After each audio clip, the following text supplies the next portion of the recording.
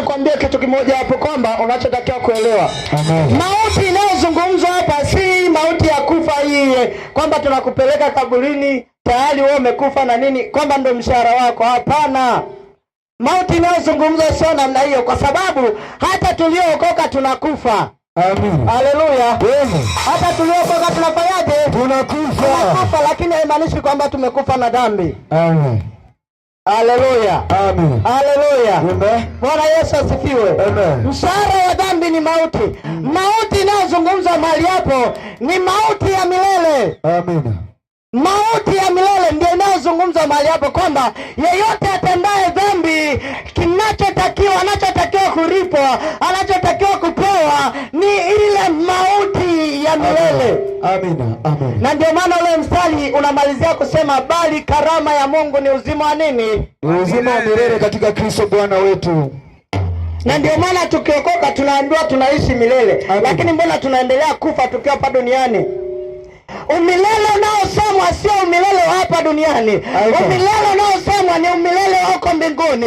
Ya kwamba tukifa mahali hapa bado tutaendelea kuishi huko mbinguni kwa Baba. Amen. Chapa makofi. Kwa hiyo kama mshahara wa dhambi ni mauti. Amen. Kama mshahara wa dhambi ni mauti, na mauti inayozungumzwa sio mauti ya mwili huu wa damu na nyama, ni mauti ambayo Biblia inasema kwamba, hebu ngoja tusome hapo. Hebu soma kwenye kitabu cha Yohana 5:24. Yohana 5:24. Ukisoma utaenda usome kwa muda wako. Ukisoma kwenye Yohana 5:24 kuna mahali utakutana imeandikwa kwamba amepita kutoka mautini na kuingia uzimani. Amen. Yohana sura 5.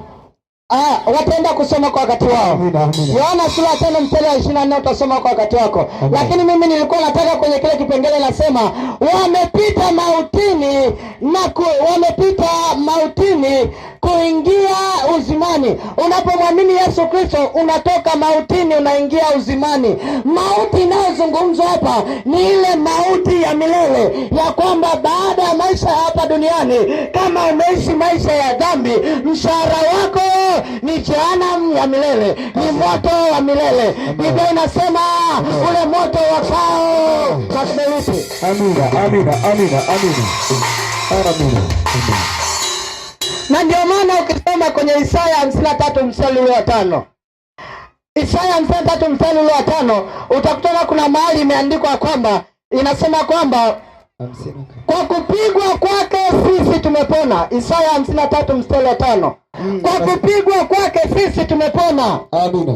Kwa kupigwa kwake. Na kama ilivyo kwamba siku ya leo ndio siku tunakumbuka kwamba Yesu Kristo aliteswa, Yesu Kristo alipigwa, Yesu Kristo alisulubishwa msalabani.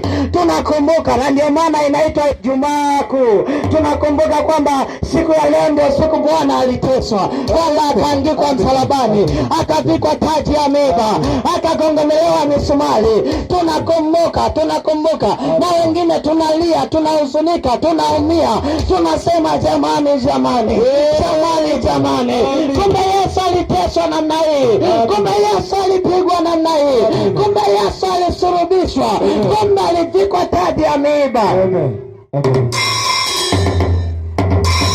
Inaposema kwa kupigwa kwake tumepona, sio kupona malaria ambayo unaweza kupona kwa mseto. Amina. Yesu hakupigwa msalabani misumari ili wewe upone malaria ambayo unaweza kupona kwa mseto. Hicho ni ziada sana kwa Yesu. Hakupigwa msalabani ili wewe upone HIV. Amina. Amina. Anachozungumza ni kwamba alipigwa msalabani ili wewe upate kupona kutoka mautini na uingie uzimani. Amina.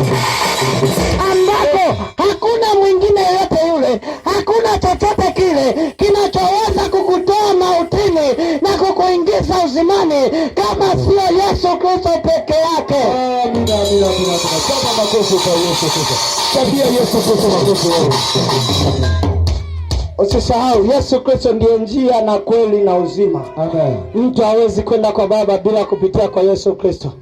Hakuna chochote kinachoweza kukutoa mautini isipokuwa Yesu Kristo peke yake. Isipokuwa Yesu Kristo peke yake. Nimekueleza sababu ya kwanza ya Yesu kuwa njia pekee ni kwa sababu ya mshahara wa dhambi ni mauti. Sasa nimekueleza hayo yote kwamba hakuna namna yote ile.